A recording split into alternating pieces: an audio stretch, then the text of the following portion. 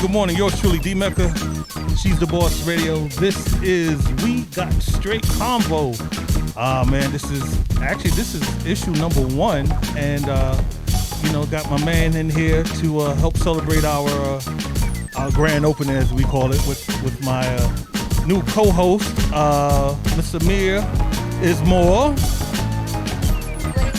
And like I said, once again, for our first guest, we have the one and only, the influencer himself, my brother, Amir Seeley. Hey, good morning. I hope everybody's doing wonderfully out there. Yeah, man, yeah. Shout out to all my chat rooms. Shout out to IG. Shout out to Facebook. Shout out to Twitch. Oh, man, let's see what's going on here. We doing things. Feeling good.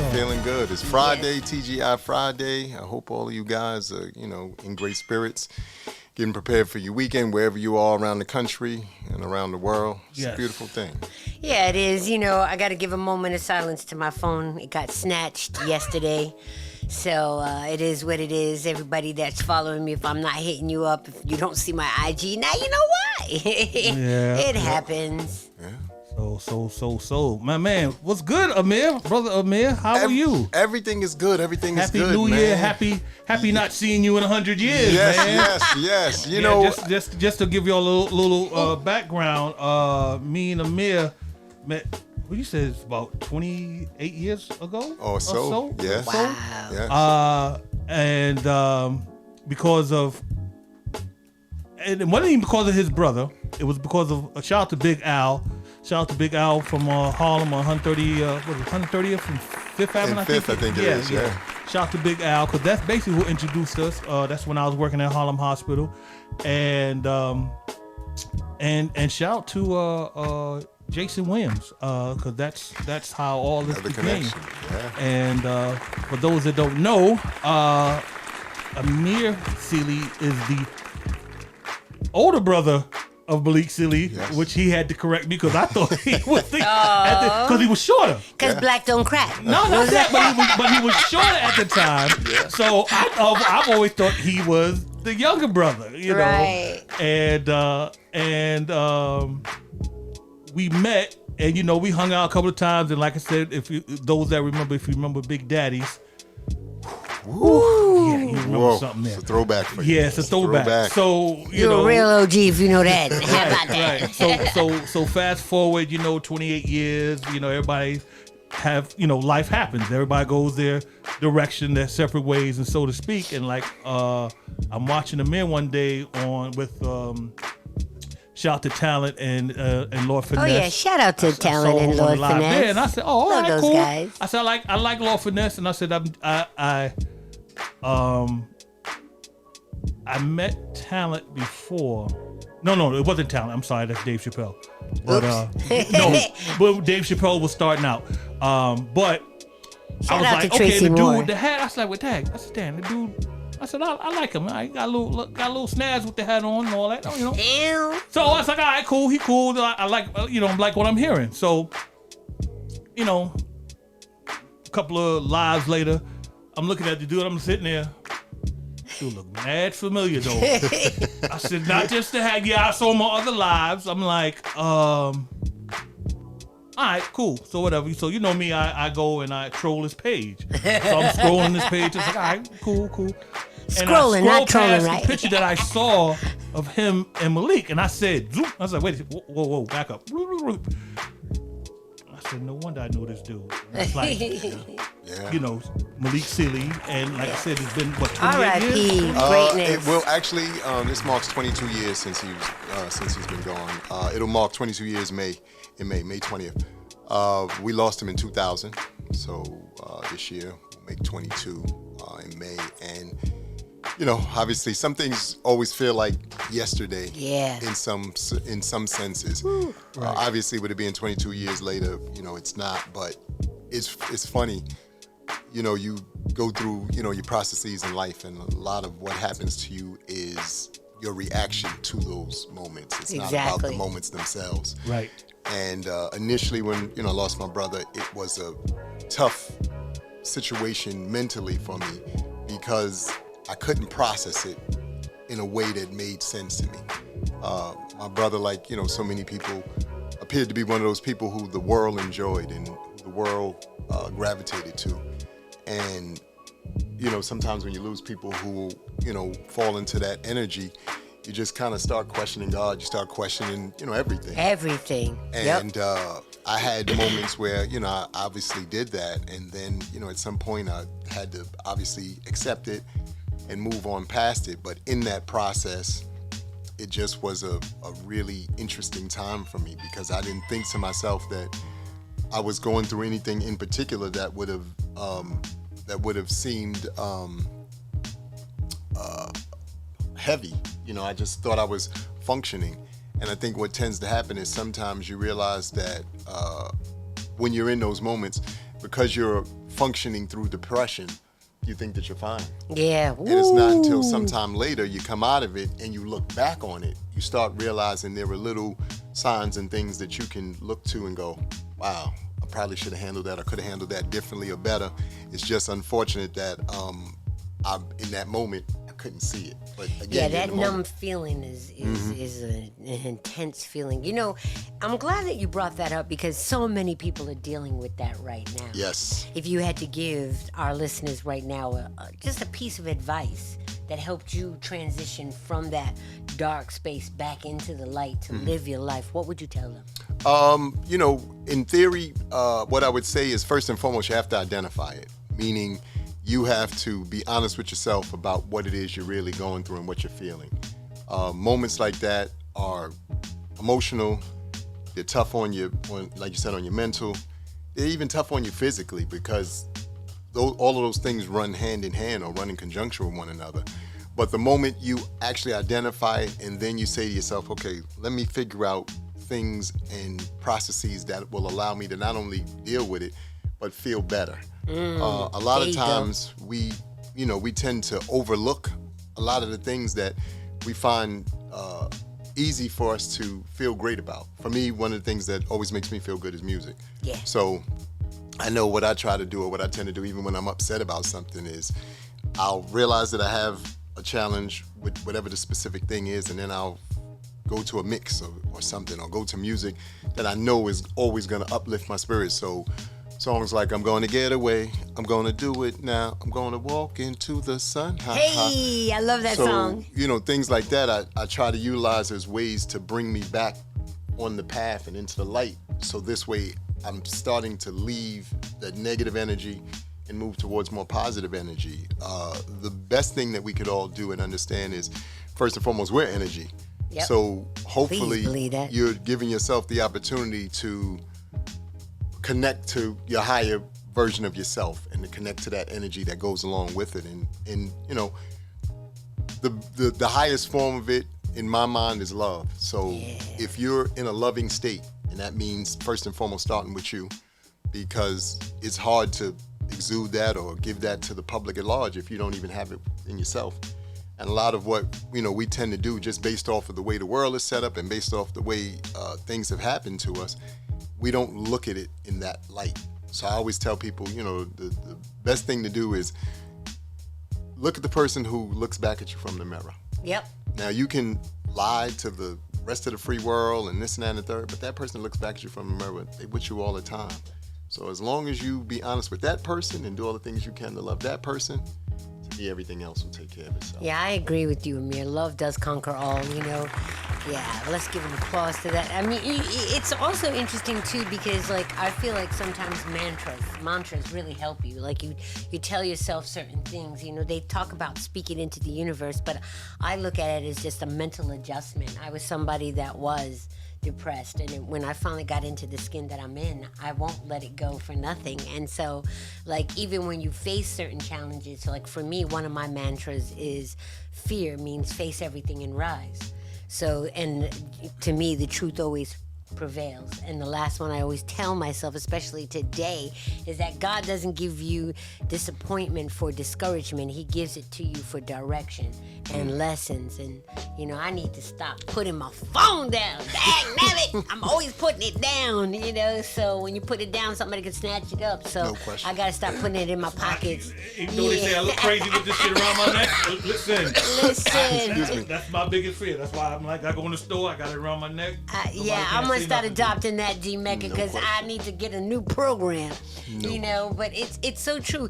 I love that you love music, because I'm a music lover, and shout out to DJ Finesse, because that's somebody that really knows records. Yes. Sheesh, love that brother. And also to talent. But I didn't realize that right now in the music industry over the last year, it's actually excelled. And let me look at the number. I was bugging out on this. So actually the streaming business is now $25.9 billion business. And over this last year, through the pandemic, it grew 18.5%. Wow. And what's interesting to me is that in the same conversation of growth in these phenomenal numbers, we also have artists that are talking about how they're not getting paid.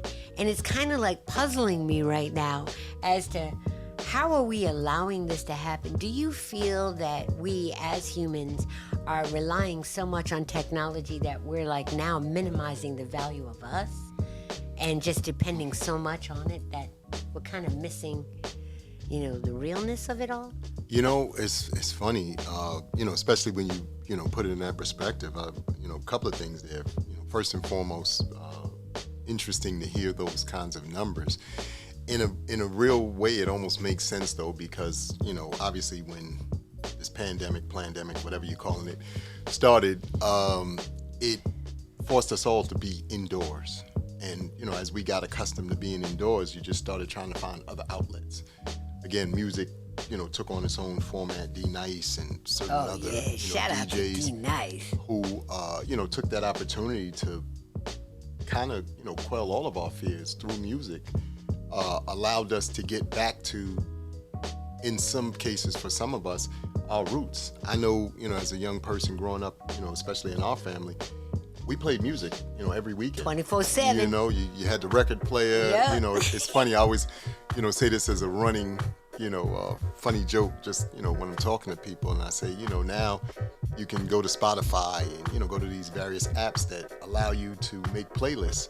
Back in our day, it was stacking records on the record player, Yeah, and and then it you drop. had to let them drop, and you let them play, and coming up artists such as Earth, Wind and Fire and Stevie Wonder, and the list goes on and on and on. We had the opportunity to really listen to entire albums. So you fell in love with the album because you didn't have a choice. You couldn't just play the cut that you liked and then move on to the next song. But with that having been said, I can understand how the streaming game is picked up on the business end. Yeah. Now to speak about at least my understanding, or at least the way I see it from the artist end, I think that there has always been an unfortunate disconnect in the music industry and in a lot of industries between the people who actually do the work and the people who actually get paid for and about the work. And one of the things that I've always thought was a interesting challenge is how do you maneuver that space? Because as a worker sometimes, obviously, your brand, the hard work that you put in, the energy that you put into everything that you do. On the managerial side, it's like, well, I manage you and this and that and the third. I get all of that, but without product, and that's what the artists are, and that's what people in the entertainment industry are. If you don't have the product, then what are you managing? What do you have the opportunity to get PC off of? I think that there should have always been a better split in terms of how the artists get paid and how the management gets paid. But I think that because of the powers that be and because of the way it's always been set up, I'm not sure if there's ever going to be an opportunity for that to level out. You know what? And you bring up a very interesting point. And one of the things that I love to consult artists on is that stop giving away everything for free. Yes. You know what I mean? So, use these platforms as an enticement, but sell your download on your website. Then you're getting 100% of your money. Make an interesting playlist with pieces of your music. You know what I mean? So that everybody's on you, but then let them direct them to your website and purchase it there. And guys, the numbers are crazy. I'm going to talk directly to you right now. The numbers are crazy. You just heard $25.9 billion. Imagine if you only got 1% of that. Right? You're a millionaire. So a multimillionaire on top of that. Mm-hmm. So $1 for a download is not outrageous. And shout out to Joe Buttons. I know a lot of people feel he's so controversial, but he's on Patreon. And Patreon is one of those great platforms. So I'm going to give you guys that jewel for free because I really want to see people win. I think that's paramount. I think, it's amazing to me. As you go through, the various challenges and stages of life, so many of us have had the luxury and/or beauty in some cases to be in, so many different industries, and you realize that a lot of the challenges are the same across most of the industries. Exactly. The interesting thing is the ideologies that we come up with and/or the sayings that we come up with. The game is to be sold, not to be told. And, right. All these and the various things. Well, it is supposed to be so. and I recognize that and I understand it, but I also think to myself, we live in a world where, technically speaking, before obviously we moved into the spaces that we're in now, if you look at history, if you look at the way the world initially was set up, everything was set up on a barter system. So if you had something that I needed, I said, oh, okay, you got that, I have this, I'll trade you this, for that. Money or currency or the ideology of currency got involved, and obviously that went out the window, and we turned into these interesting human beings who seems like there's never enough. Well, that's my issue. Okay, because I truly I do a lot of speaking to the youth, and I'm like, I know traditionally, especially African American community, we're about that barter. But I'm now educating kids like, no, let's stop the barter and let's start doing the pricing so that we have value. Yes. I said, because if I give you $10 tomorrow and I need today and I need $5 tomorrow, you have it. But if I give you nothing and I need something, you don't have it. So we need to start doing that. However, what we really need to stay conscientious of is this greed. It's an American thing, and we need to un-American that negative behavior. I mean, you know, I think Buffett said it the best. He was like, okay, so when you become a multi-millionaire, almost a billionaire, what do? Make more money? Like, come on. At a certain point, that should go backwards and go back to where you started to show others how to make that money, because you already good. Like, you can't take it with you when you're gone, you know? So it's like, these are I feel like some of the mindsets that we really need to address in order for us to move forward as a community. Because out of all of the communities, we're the ones that's targeted for a multitude of reasons. Ooh. But if we can learn and put in certain infrastructures within our experiences, we're going to be a problem, a good problem. So that's my other little pulpit for the day. But, you know, I want to move forward because, we got a cue, so it's now time for our music break. We'll be right back.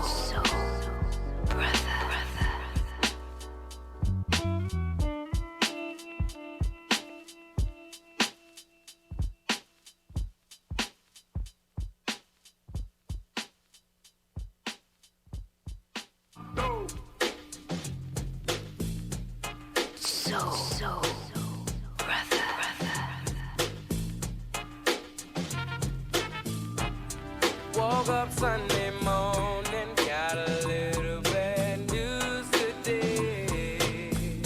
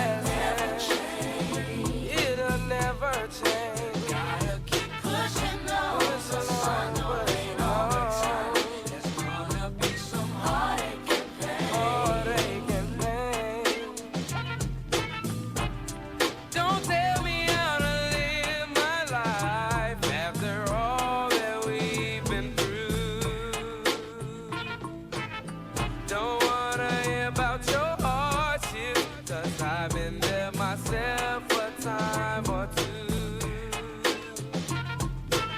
Still life goes on if you just keep holding on.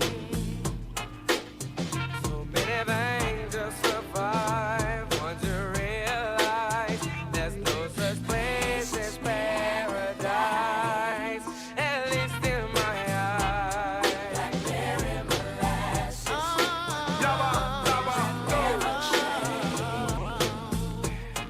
You gotta keep pushing on. The sun don't rain all the time. There's gonna be some heartache and pain.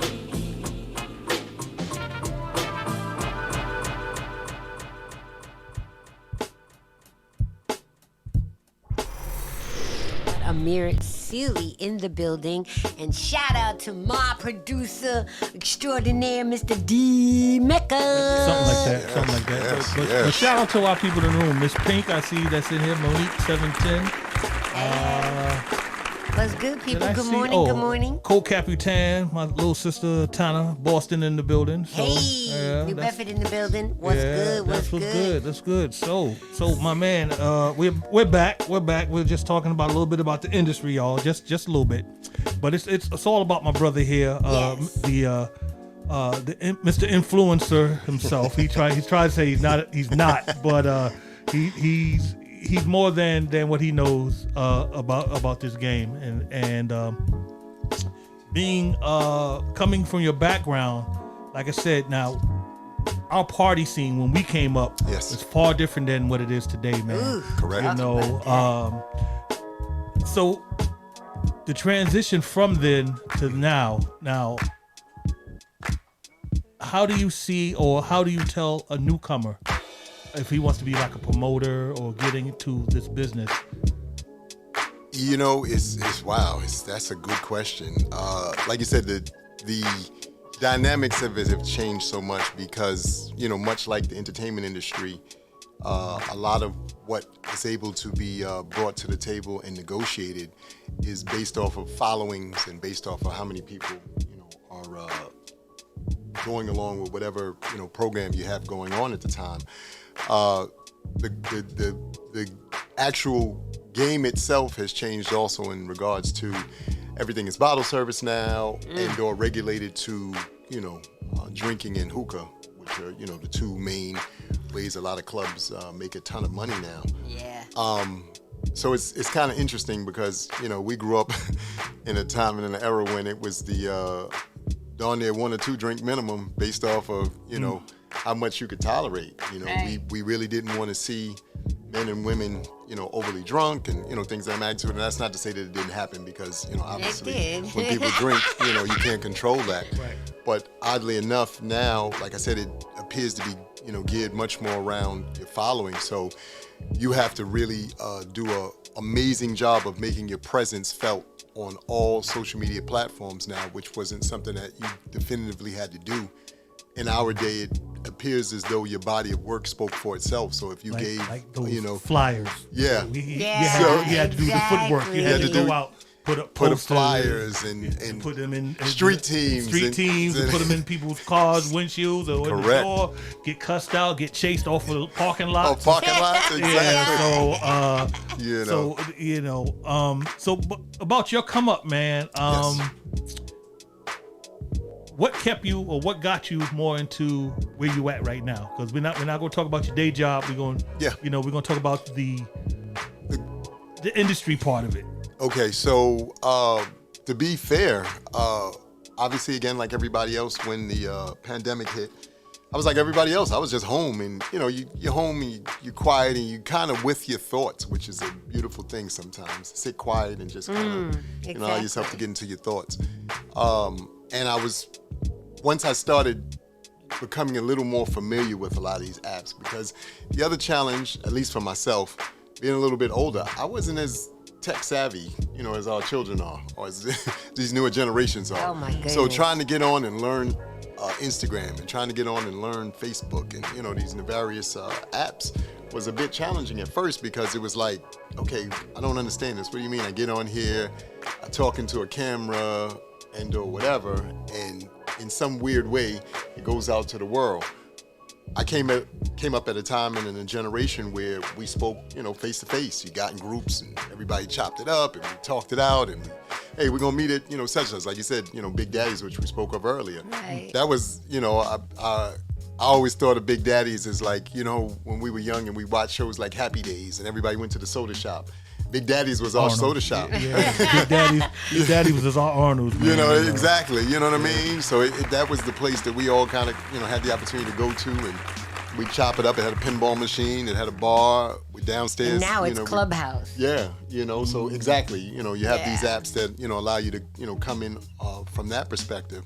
But it was, like I said, so much more so now it's about acclimating yourself, again, to these apps. So as I was sitting home and I'm watching and just quietly seeing other friends of mine who were a little more tech savvy, they were doing these things called lives, and I was still, kind of intrigued by it. So I'm home and I'm watching Gerald Kelly and Talon and, other friends of mine who are comedians. A lot of the comedians, especially the New York comedians, were all friends of mine since day one. So I watched each and every one of these guys rise to the places they've risen to. So when they were doing the lives, I'm in the chat because I like to, speak and I like to, at least be engaging. So Talent happened to be doing a live, and I was in the chat. I'm cracking jokes and, just trying to be supportive, right. in all fairness. And he ended up pulling me into the live. The interesting thing about him pulling me into the live is, the circle comes up and it says, join the live. I'm like, well, what is this? And I wasn't really prepared for it because I didn't know what it was. It was totally new to me. I forget the conversation we had, but it was, something about life and what was going on at the time as far as, I think, all of the protests and things that were going on in the country. Glad we're behind that. And we just chopped it up like we would as you do, when you're off camera and you call your friends. So, we get off the live and everything, and I went back to, my normal life, didn't think much about it. And I want to say maybe a couple of days later, Talent called me and he said, hey, man, what did you think? And I said, it's fun. I said, but, it was just weird to me. I said, to talk like that. He said, man, all the great conversations you and I have off air, I figured we could just bring it on air. He said, but here's the thing. I got an idea for, a few lives that I'd like you to be a part of. What do you think? And I said, well, T, you know all of these, stars. You've been in movies. You've done, your body of work speaks for itself. And he said, yeah. He said, but to be honest with you, the public wants you. He said, I had people who inboxed me and were like, yo, who's the guy you had real on? Recognized real. And he was like, so they want to hear what you have to say. And so I said, well, it's up to you, bro. If you think that this will work, I'm all in. Let's go. Shout out to Talent, man. Big shout out to Talent.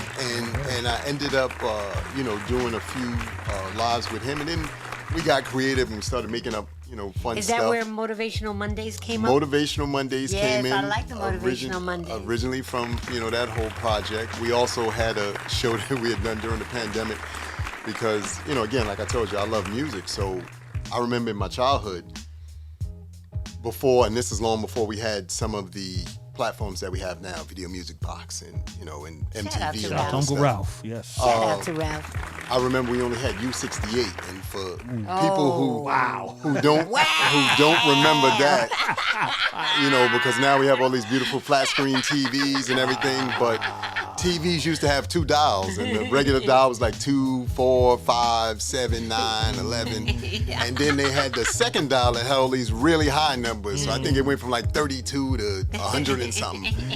And they had this one channel called U68 was at the time the only place that you could see videos, but the videos predominantly were, Caucasian videos and, groups like Boy George and Shout, what's the name? Off-Cell. Yeah, and, all these, the various things. My goodness. And Madonna and, so forth and so on, and you would David turn Bowie to it. and- Yeah, and, you'd watch them.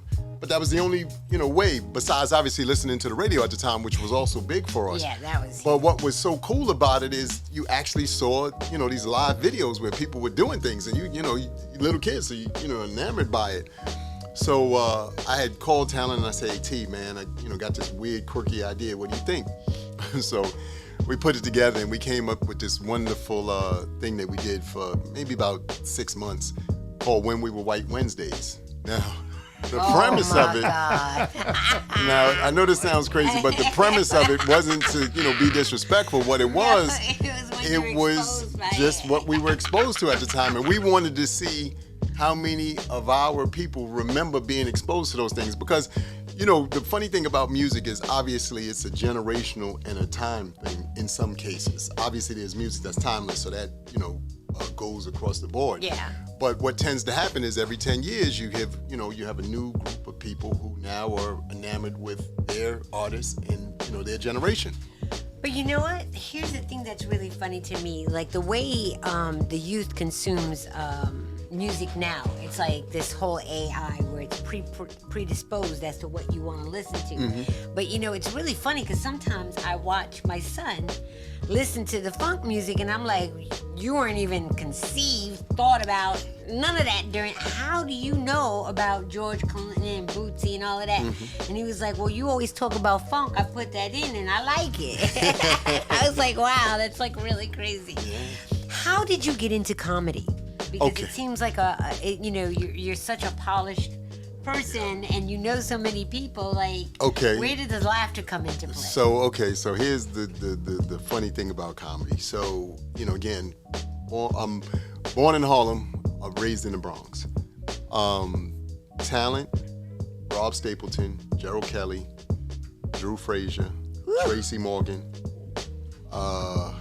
There are a few other people who I'm sure I'm missing, and if I am, forgive me, guys, But they would do all of these wonderful rooms in the Bronx.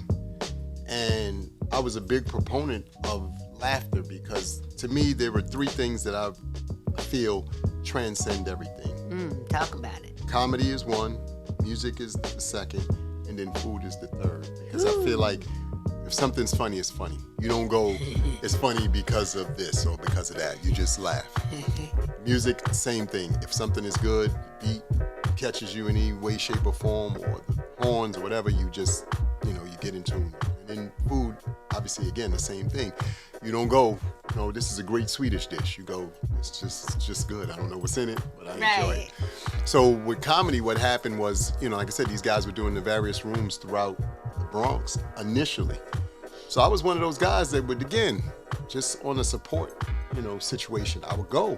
And, when you go to comedy shows, at least back before there were green rooms and all that stuff, everybody was in the same space at the same time. So you just kind of waited to get up on stage. The other comedians might be standing by the bar and, you stand around cracking jokes and, you're just kind of making yourself a part of the set. Oddly enough, though, I just didn't ever think that I was funny like that, meaning I never thought to myself to try to write anything or to be in that space and that energy, but I just loved being around it. Right. So I would just, like I said, go to all of these shows, and when guys would be like, "Amir, we got a show over here," or they post the flyers, like I show up, and it got to a point where people were trying to figure out if I was a comedian because they like, "You had everything. When you gonna hit the stage?" And I'm Guilty like, by association. exactly.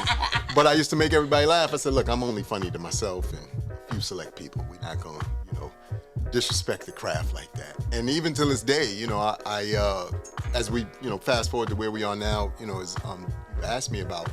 So now, again, through doing all of these different lives, the comedian count grew. So gentlemen such as Rodney Perry, another comedian, originally from the Bronx, Mike Sean. Shout out to Mike Sean. Shout out. Also Sean Harvey, originally from the Bronx. All of these guys, based off of being on Talents Live, started, paying attention to me. So they were all like, "Bro, you got something like this. There's something about what you do and, how you go about it we appreciate." They started inviting me on their lives and inviting me on their shows. And I predominantly, like I said, I go in there and for me, this is therapeutic. And the second thing it is for me is, just a way to have some fun. I smile about that. There's a hashtag I love to use. It's hashtag living life and loving it. And it sounds like that evolution that you had as far as your comedic career was actually that. You just living life and loving it. And then it just turned into a profession. Yes. Talk a lot about, or give us a little bit more insight as to who Amir Sealy is.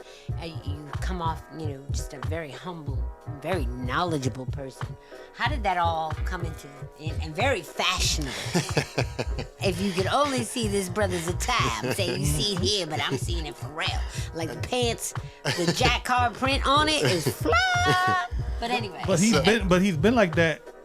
Like I said, for us, it's been 25 years. 25 years. He's been like that. So like when I was just telling, we had spoke earlier, and I said you was wearing like that brim hat before Aaron Hall made it fashionable and things like that. So it was a joke teasing, like he said that people used to think of him as like the third brother from from Guy and stuff. I was like, yeah, bro, but he's always been like that. Yeah. So, okay, so, just to give everybody a real sense of who I am. So, like I said, originally born in Harlem, but raised in the Bronx. Mother and father, amazing, two amazing individuals who raised 5 beautiful children in South Bronx. And to be honest with you, my mother and father probably shaped most of who I am through their ability to, say to me and, to tell me that you should ask questions. My mother and father always encouraged us all to ask questions. Say, look, if, there's something that is going on or something that you do or don't understand, ask questions. Always, even if, something your father or I, says to you that you don't think makes sense, ask questions. So I've always been an inquisitive person in that regard. As I went through school, the schooling system, I always remember. Oh, we gotta go for a break. Well, yeah, we're gonna take a pause for the cause. Sorry, and we'll be right back. So sit back, relax, and see you in a few. All right. Time is flying.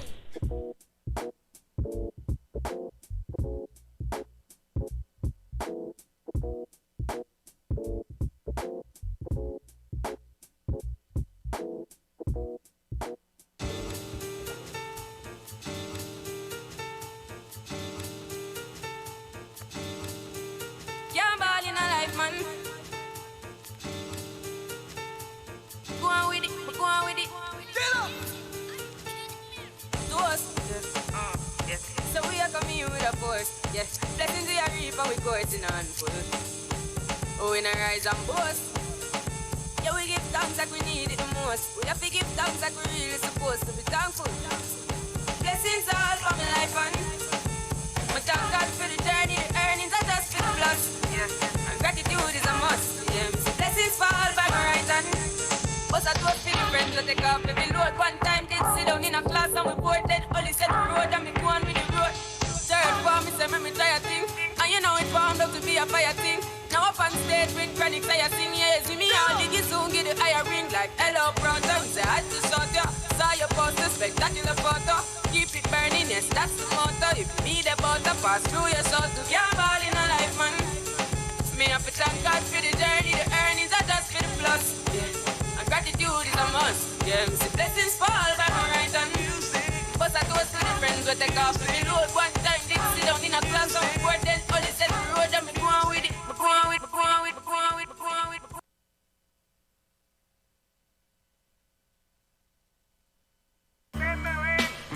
Yo sé que tiemblan. Yo estoy ready 24 hours. Mírame la bendición. No te cabras, Sara Mambiti. No te cabras, Sara Mambiti. No te cabras, Sara Mambiti. No te cabras, Sara Mambiti. No te cabras, Sara Mambiti. Y si te me enfocas, nos vamos a switch. Yeah, estoy subiendo como espuma, prendiéndole en la cara al que no fuma. Ando con Adidas veloces como Puma. El Undertaker saliendo de la bruma. Y se apagan las luces, prende el WhatsApp para que me puse. Tú no metes cabra, tú no luces. No es el Mercedes el que lo conduce. Y dime que son retros sin un Jordan que las use. Yeah, evita el delay. Si no te ponchamos, te damos todo play. No existe replay, son Miami sin la Brownie way. No como switch, aunque me enfiche. Me tiran pero soy un piche. Hueva loca que me la chiche. Yo matando y tú mirando en la pli.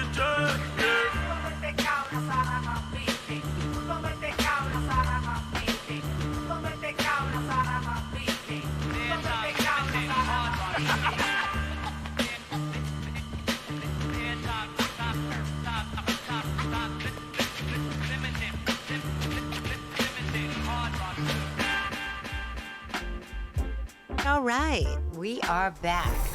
We've only got 10 more minutes with the famous, infamous, legendary, influencing Amir Silly in the building. Yes. So you were talking about your fashion, and you said that your parents pretty much raised you with everything, and you definitely have style. You've said that you're a comedian. You've said that music is... What keeps you going? To be honest with you, just wanting to see beautiful things in the world. The one thing that, I didn't, like I said, get to, and, this is not a small part, but a big part at the same time. So when I came up here today, took the A train, I got off 168th, and obviously, if you know, a couple of blocks over, the infamous Autobahn Ballroom used to be. Yeah, buddy. At that space. And for those who do and don't know, my mother and father were a part of the movement. My father in particular says he protected his brother and his friend. There is footage and/or pictures if you go up either on my pages or if you do your due diligence and look at old footage where there's Malcolm X and my father's either standing off his right side or his left side. Very handsome chocolate brother. For me, I guess because my parents were always into trying to improve the world and trying to make the world a better place, it sort of trickled down to me as well. That's so dope. I really kind of, just utilize that as my way of trying to do my part to help make this world a better place. We always talk about how we as a community can help you.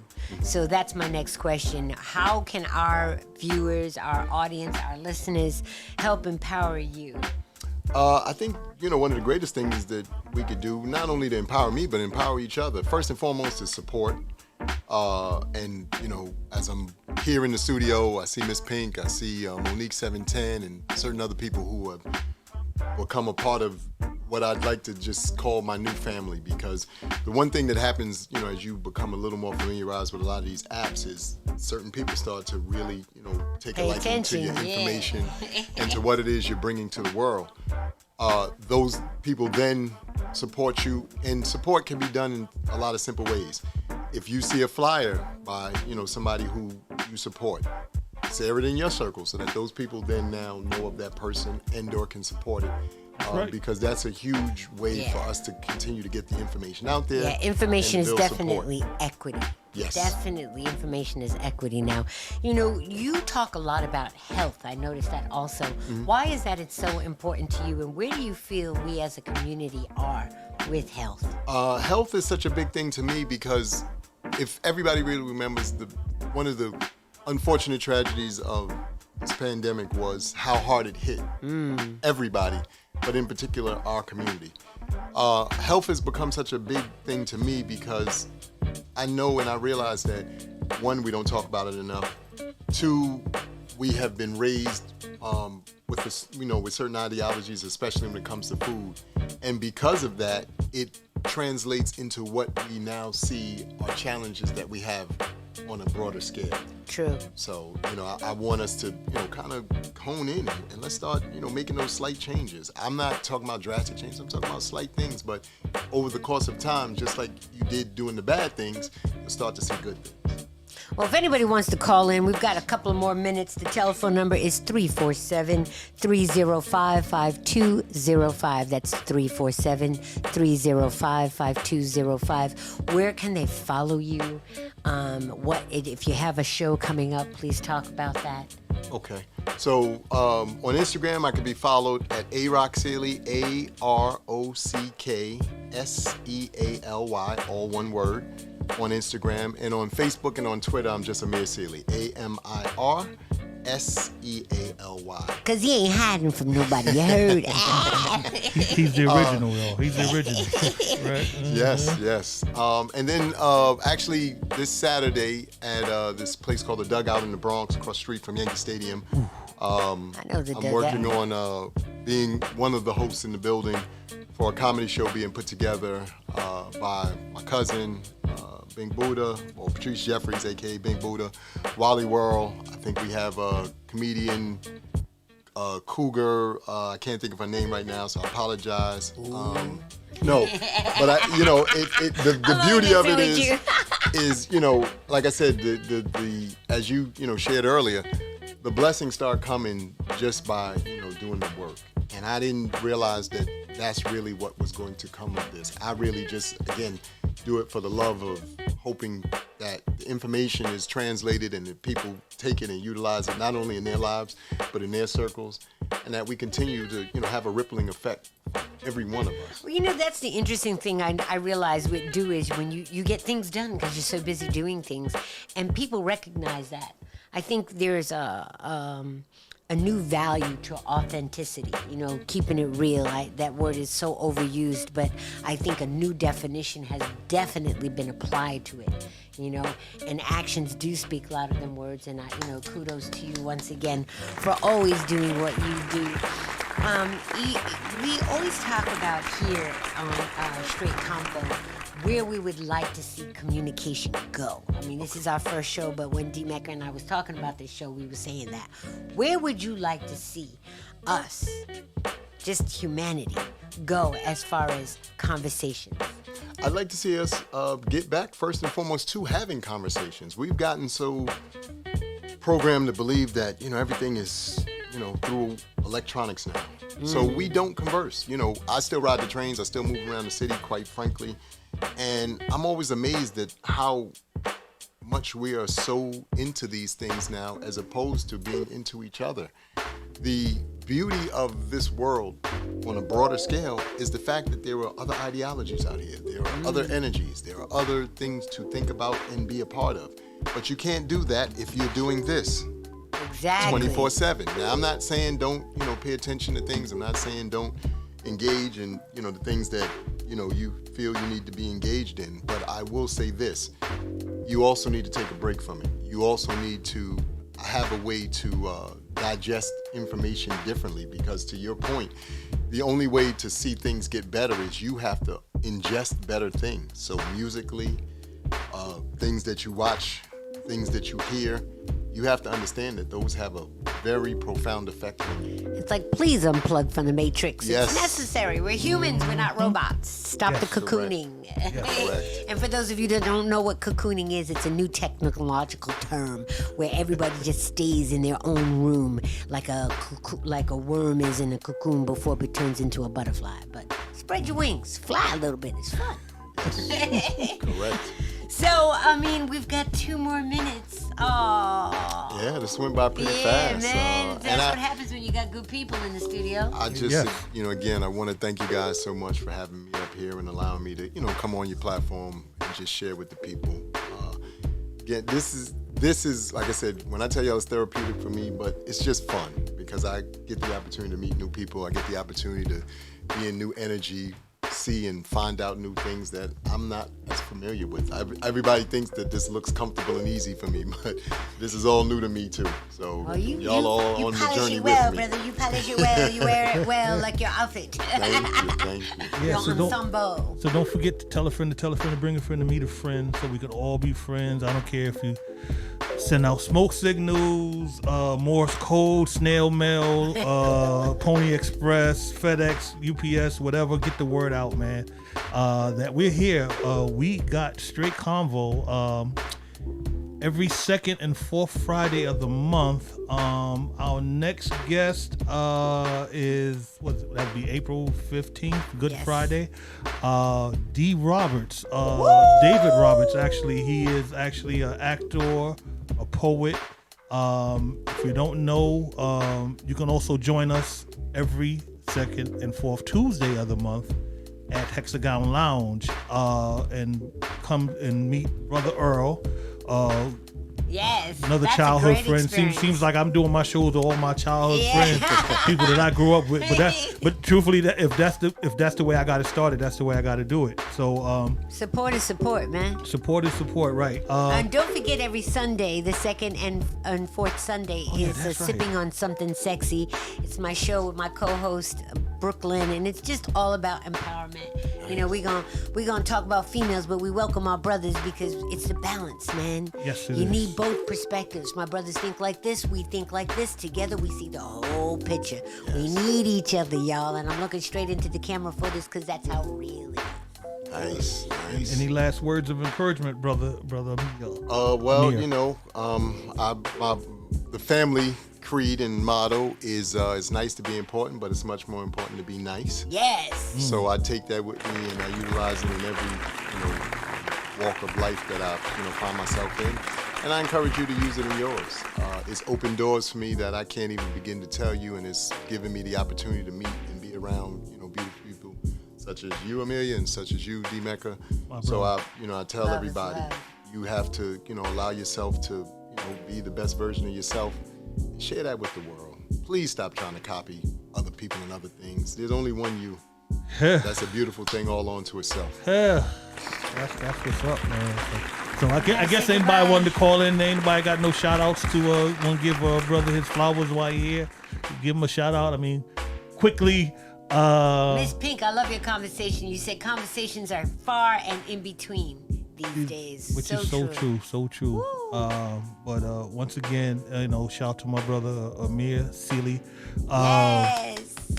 Like I said, I can't say childhood friend, but we were above childhood at the time. But that, like I said, and like I said, man, and coming around this industry. You see how small it is. Yes. Because it's like I said, when I was just showing you those flyers and stuff. It's the pyramid. Yes, yeah. The higher you go, the smaller it gets. Yeah, so a lot of our people, you may not see them now, but they'll always still be in the trenches, man. And shout out to you was on with my brother Rob. No, was it Rob? Ted Carpenter. Yes. That's who he was on with the other day. Shout out to him. He gave me a shout out, and I told him I'll have to hit him up because I'm going to try to get him on the show as well. Another brother who's been around the industry. Yes. And like I said, when I met Amelia,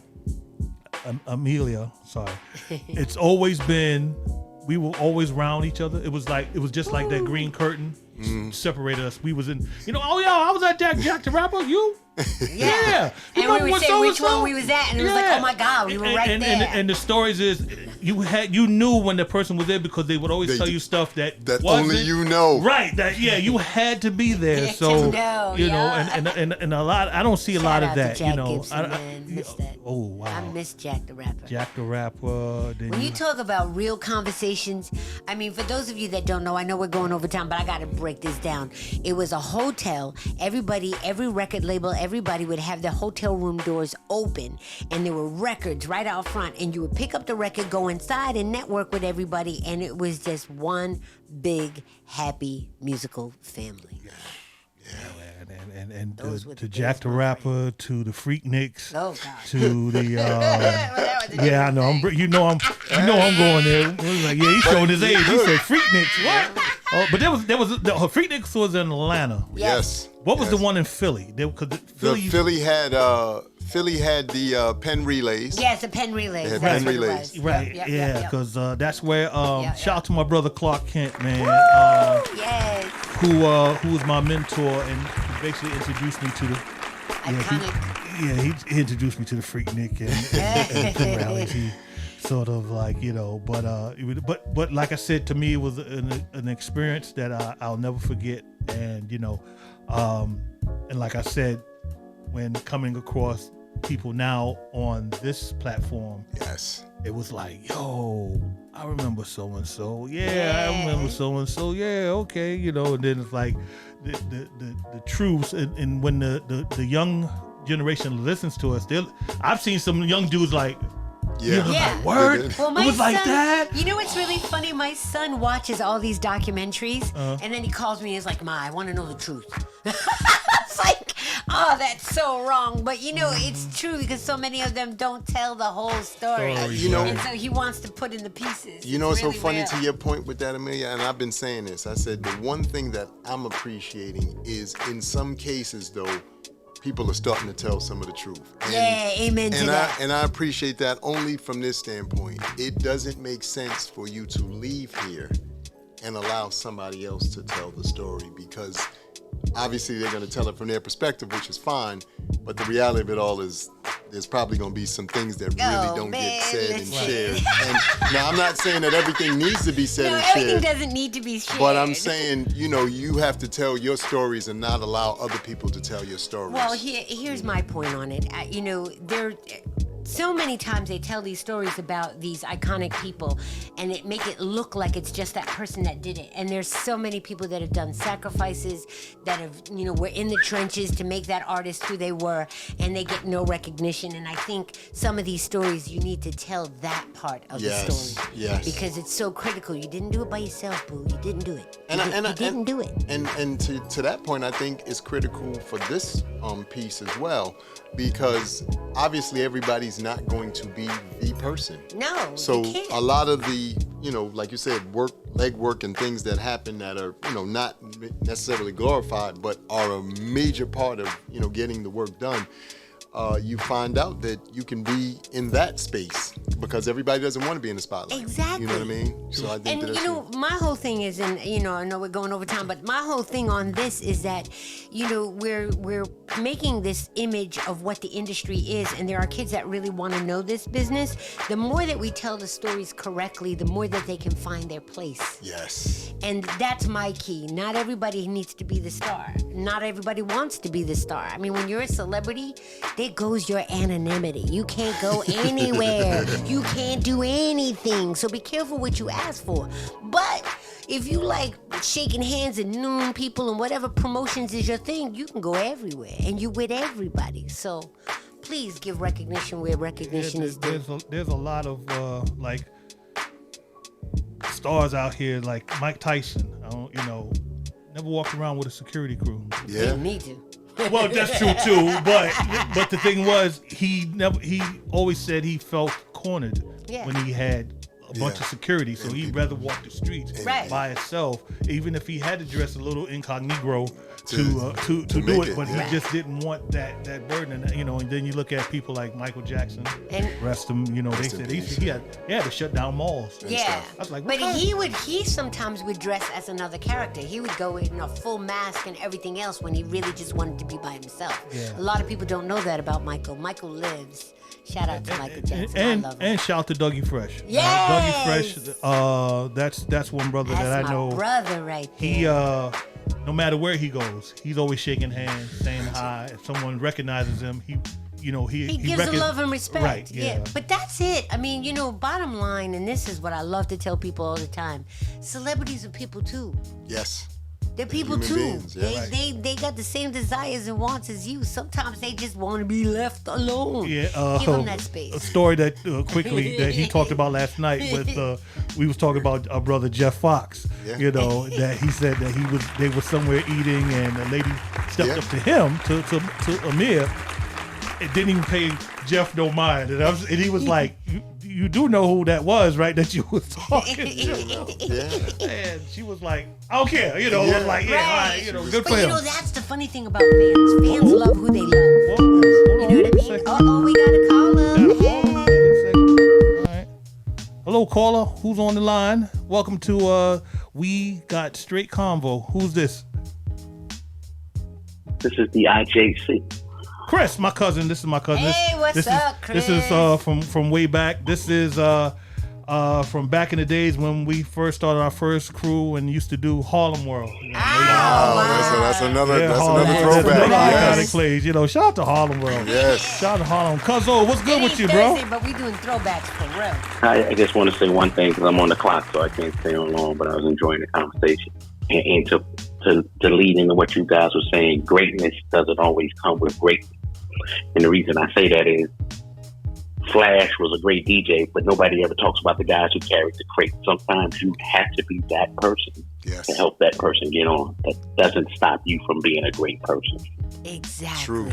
True. Yes. Shout out, Cuzzo. Thank you, Cuz. Love you for that. Oh, yeah. And Earl said, since we giving out flashback names, okay, MC Galaxy. So that's what he told me to tell you last night. But I already told you that. I already told you that. So That's like that's your DJ point. Mario. A lot of people don't mention his name, but he's one of the greats too.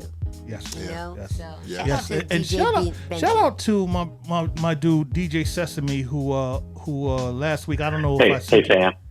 Cuzzo. I got to bounce. Yeah. All right. I'll holler at you Thank later. you for Tell your shouting out, family. man. Thank you Love, for the love call. them and all that. For Thanks real. for the show. All right, tuned. peace. Shout out to DJ Sesame who was basically down with DJ Lance. Rest in peace. Shout out to DJ Lance. And Sesame had put out this flyer for his radio show, and he put me amongst DJ Hollywood. Oh wow. I was like, bro, I'm like, really him of all people? Now, shout out to Uncle Red. I remember we was at this party. It was Hollywood. It was Hollywood, Red Alert, and Brucey B. Oh wow. Brucey B went on first, did his thing. Hollywood went up there, shut it down. Of course. Red sitting next to me talking about, I got to go on after that? Yeah. Yes, sir. Your name is on the flyer. Mine is not. But like I said, shout to Sesame, man, for even recognizing me as that type of DJ. Because I try to be just as humble as anybody. I don't put myself like, yeah, I'm all this, that, and the third. I don't do that. But to be mentioned Yes. with that there, I was like, Yeah, shit, that's legendary. I had to That's- I had to yeah, pop my own yeah. collar behind that. But definitely shout out to my man DJ Sesame, man, who's definitely a legend as well, representing Queens. And you know the last thing that I want to say about all of that, and it's 11:11, so I know that this is the truth.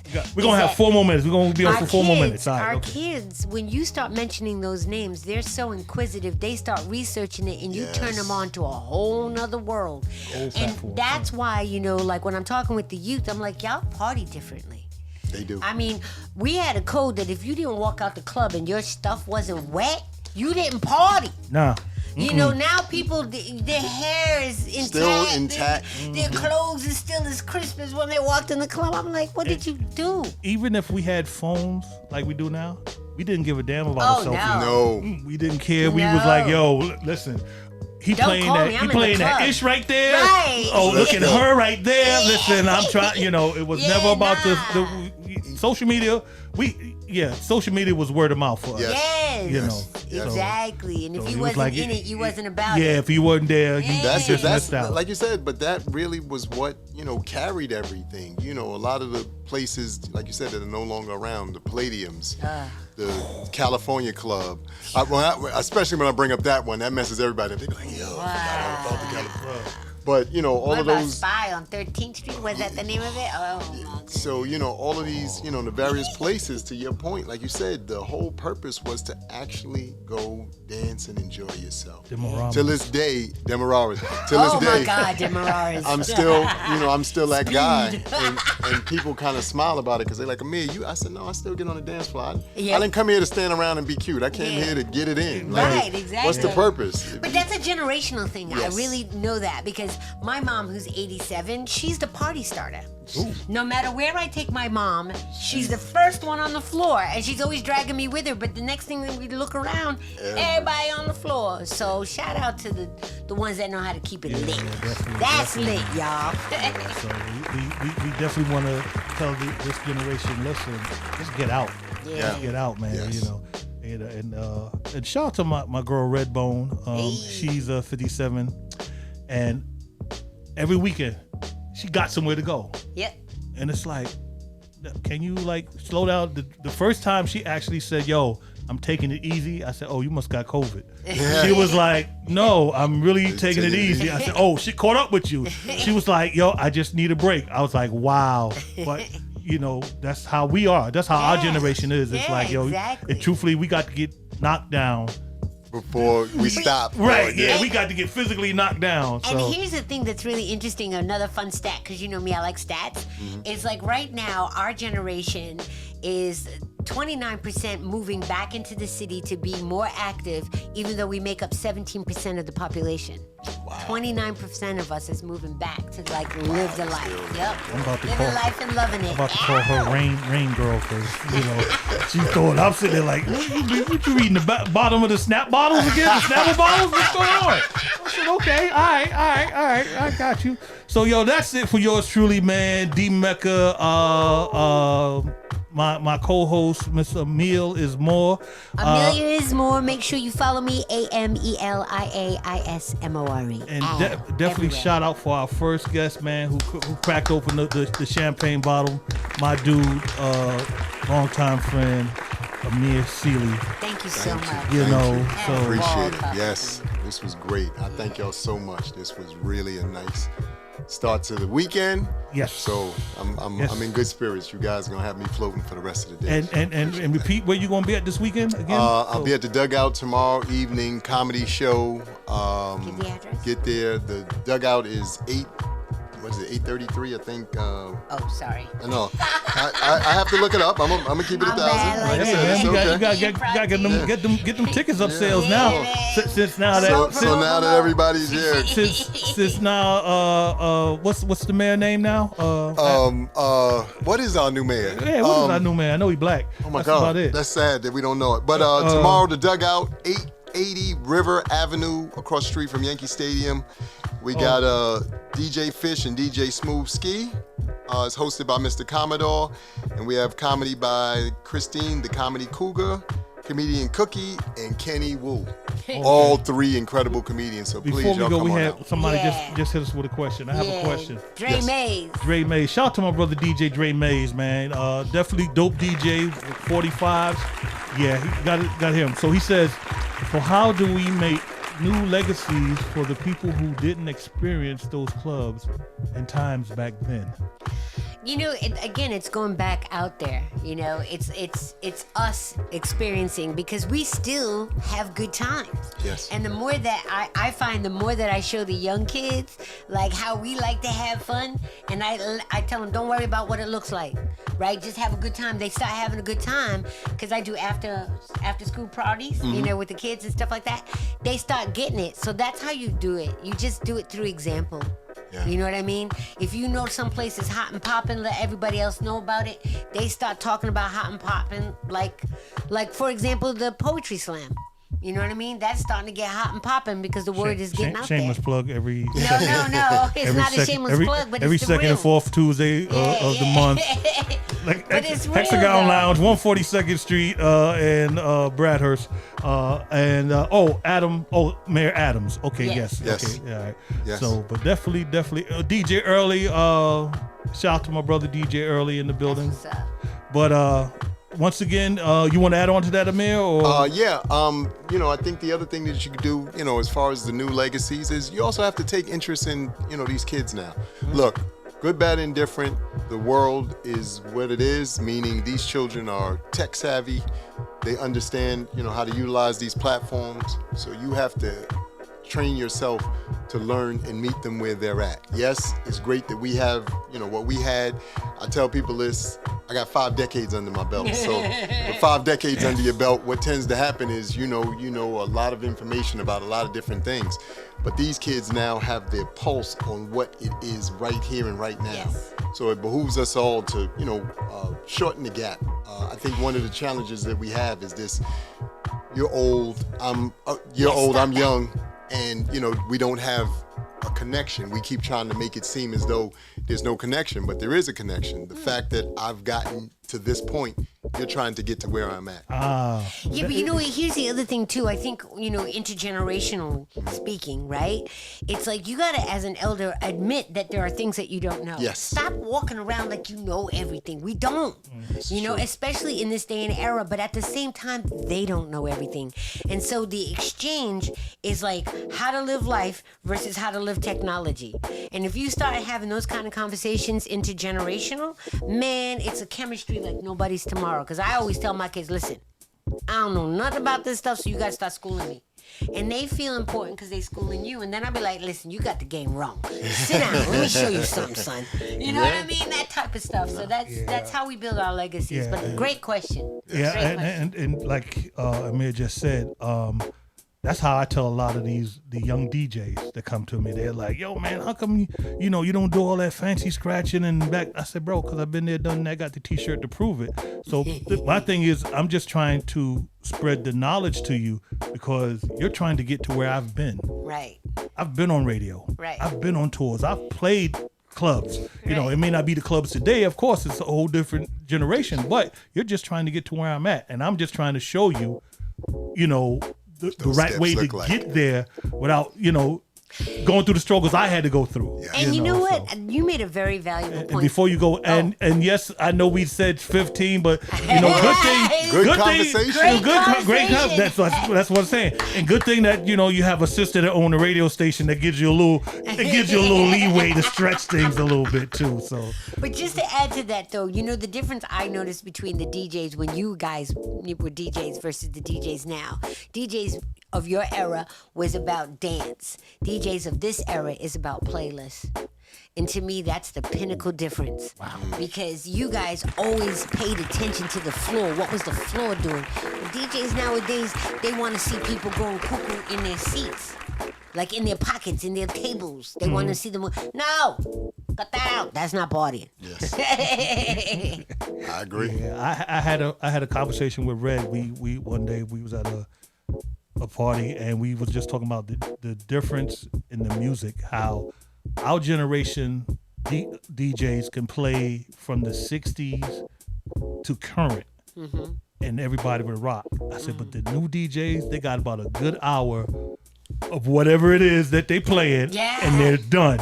And they was like, I said, but the sad part is we can still party with that hour of their music and they don't understand that. And they was like, and so another young kid was actually eavesdropping, and Red said, "So you understand what I'm saying?" And dude was like, "Oh, I didn't even know you." So, but that I get it. We still have a say so in this, even though you want to call us gatekeepers of it. Then so be it. We're trying to be the gatekeepers to keep it going. Yes. To keep the culture, your culture keepers. That's really what you are.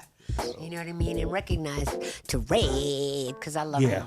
He rocks so like I said, y'all, I know we said 15, but like I said, great conversation. Since your sister owns the radio station and it's Friday and there's really nothing going on till 12 o'clock, truthfully, we could stretch it to 12. I ain't gonna even front because normally that's why I normally do 10 to 12 anyway.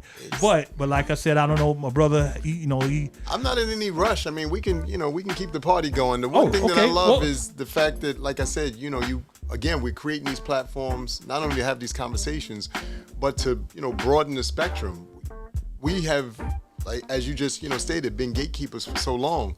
The beauty of being a gatekeeper is to share the knowledge. My daughter's probably not on here, she might have gotten on early, but she's 29. She'll be 29 this year, and her friends always laugh. They're like, "How do you know all this old school music?" She said, "Because my dad didn't play no new school music in the car and all that stuff. And we driving around, he like, I don't want to hear none of that. I don't care about none of it." And the thing is, this is no knock to any of our newer artists. I want y'all to understand. My thing is, a lot of what you guys now experience are from the things that we experience. You remix it, you change it around, change it up, in different ways, and I'm okay with that. But know the origins. You can't just come in here and go, I'm the latest and the greatest, when obviously something that you've done has actually already been done 4 times. You're only the 5th person to do it. So that doesn't make you great. It just makes you the 5th person to do it. And I don't think that, again, some of this stuff is discussed enough, not only, amongst the DJs and, in the party world, but just in general. I agree. Because once we start having those conversations, to your point, like you said, then you get to Google, you get to, really do your research and find out, oh my God, I didn't know that there were these other versions of this, or this is the person who actually is the originator of it. I'm, like I said, I'm a student of, everything as well. So I tune into other people's lives and other people's things. So when I hear, somebody such as Shaka Khan, giving her dissertation about her career, or any other artist for that matter, I'm sitting there listening to like, wait a minute. Exactly. Let's see what I didn't know. One of my favorite things I love to watch is these reaction videos where these young kids are listening to old school music for the very first time. It is so much fun. And I think what I love about it is the discovery of musicality. Yes. And this is no disrespect for the artists that are out there now, but you don't necessarily have what we had. We had a song, we had a chorus, right? A lyric, a chorus, a lyric, a C-section, a breakdown, a break-off, a musical spot, and then the end of the record. Our records were 7 to 10 minutes long, y'all. You know what I'm saying? Super 15 minutes. disco break, bathroom break records. 15 minutes long. And And now y'all got 2.5 minutes. And even to add to that, like now, like I said, being older, it's fun to even go back and listen to songs that have always been in your playlist. But if you're listening through them, you know, through headphones, you find symbols and things that you're like, that was a symbol all that time? Wait a minute. No, that was in there. But I think that, you know, to your point, the musicality of where music, you know, was then, because we also had it in school. So, you know, a lot of us thankfully grew up with bands and choruses and things, you know, especially when we were in grade school. You might not have decided to, you know, continue on that path, but at least you had the opportunity to, you know, walk it a little bit. And I always think that it's unfortunate that now everything is computer generated, because even though you're able to still create incredible things, there's something about using your voice, because that's you. Right. So when you utilize it in whatever format you utilize it, and especially when you're singing, you can't replicate that. That was you in a moment. Yeah. That was you feeling that moment and saying, you know what, this moment needs this. Same thing for playing instruments, whether it, you know, be a saxophone, a guitar, or any of those kinds of things. So now, like I said, I like to go back and listen to music and go, wow, this guitar part here is crazy. What? Like, how did we miss this, you know, when we were younger? But now I really take the time to go. Yeah. You know? Yeah, and my son, who's 30, we have constant conversations about that. He's a young producer, and, you know, he's now evaluating the music as far as the composition, you know, and he's now evaluating what really made this record so hot, what gave this record such a long lifespan. And, you know, we just had a conversation about originality. You know, I think that to me, this cookie cutter A&R, as a former A&R, drives me crazy. I don't want 10 of the same kind of cookie, okay? I want my cookie jar to be assorted flavors. That's the best kind of flavor. Like that So, blue tin pan with that your grandma used to man. have. Your grandmother's house? That becomes right. the sewing kit later. Yeah, later on, right. Okay.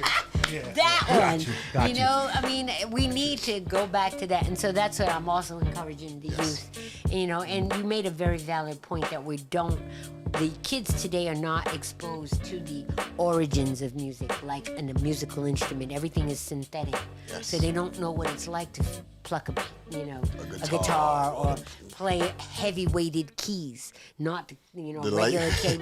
real piano, you know, so, and all of that affects your creativity. Yes. Because it's texture like anything else. But they're bringing it back. I've seen a lot of TikToks Yes. with these dudes. They're playing drums. Yes. Drums. They're playing keyboards. They're playing, like, there's a Asian girl on there who plays plays the harp. string thing. Isn't that dope? Yo, I was like, I've been killing it. And you know, to your point, you know, DMecca, again, this is why I say there is usefulness to these platforms as well. It all is according to what you allow your energy to be attracted to, because the more you bring up those kinds of things, the more you actually see more of it. It's the funniest things, you know, how they call it algorithms or whatever. But the greatest algorithm that you have actually is yourself. I know that that's a whole nother conversation for another time, but I'm just going to throw that in there real quick. But I say that to say I'm with you. I love seeing these videos now, whether they're young people or older people who really are physically on instruments and recreating either a sound that they've heard or, you know, a particular, like you said, moment from a song. And I'm like, Analog is the truth. Oh, Yes. no And doubt. shout out to Miss Pink. She said my son does. He's 26, skipped a generation. That's what's up. Yeah, that's Like, what's up. you know, like, I spent 20 years down in D.C. Not in prison, because every time I say that, somebody, yo, you got locked up? No. But I spent 20 years down in D.C. everybody knows what DC is known for. Oh, yeah, the Go-Go, Go-Go. right? Oh, so man. as a New Yorker, growing up on hip hop, coming straight out of Harlem, it was like, man, that Go-Go shit's trash, man. I don't want to hear that bullshit. Now I still have my best friend down there who, introduced me to it. He'd always play the tapes in the car. Yo, this band, this damn, that band, that blah blah blah. And I was like, yeah, all right, man, I don't want to hear that trash. So I had joined a DJ company at the time. Shout out to Nards Entertainment, man. I definitely got to give out in Arlington, Virginia, because they gave me my break. So as being a New York DJ, you're down in DC, so you have to learn to tweak things a little bit. You can still keep your New York essence. You just have to adapt to what they listen to and how they listen to it down here. So fast forward, I've become one of his main DJs. So he's like, yo, Gonzaga High School, which is one of the probably like wealthiest white high schools in DC. Yo, they want you to do their prom. I'm like, bro, man, this is like, yo, it's Saturday. I'm out with my wife. We having dinner, this, that, and the third. Yo, I'll give you $600. Listen, honey, love you, this, that, and the third. 600. So the thing is, with this company, they basically give you everything. They give you the equipment. They give you the CDs and everything to play. Or you could bring your own if you have it. So I was like, man, yeah, but you're going to take out. He says, nah, bro, I just want the client. You can keep the whole 600. I was like, word? I'm there. Told the wife was like, man, you better go. Hey, listen, doggy bag would take this. We go, get it later. So I said, all right, cool. So as I'm on my way to get the stuff, I'm talking to him on the phone. I was like, yo, so what's up? He's like, yeah, you're gonna play at wasn't the W at the time in DC, but it was a big hotel in DC. I said, oh, all right, cool. So he said, yeah, the thing is, you'll be playing with a band.